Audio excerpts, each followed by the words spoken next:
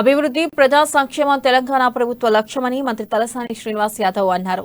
అంబర్పేట్ నియోజకవర్గం బాగ్ Amberpet division BRS ఆత్మీయ సమావేశంలో ఆయన పాల్గొని ప్రసంగించారు.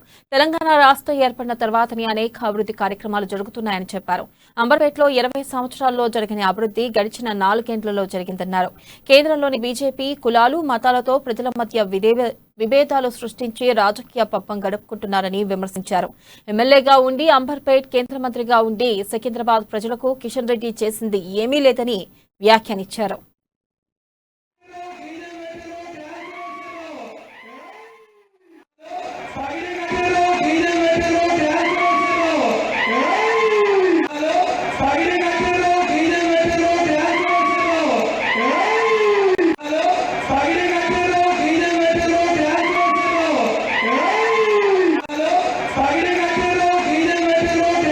మాకు బొట్టు పెట్టుకున్నది కూడా వాడే నేర్పించినట్టు మన కర్మ కాకపోతే ఏం చేయాలి? బీజేపీ చెప్పకపోతే మీరు ఎప్పుడు గుళ్ళకు పోలేదా? మాట్లాడుతుందంటే కులము మతము కుడి ఇవే మధ్యలో తీసుకొస్తారు. మనకి ఏంటంటే మన కడుపు, మన కుటుంబం ఎట్లా, మన పిల్లలు ఎట్లా, మన ఆకలి ఎట్లా, మన పోషణ ఎట్లా, మన భవిష్యత్ ఏంటని ముఖ్యమంత్రి గారు ఆలోచన చేస్తుంది. వాళ్ళకి పట్టు.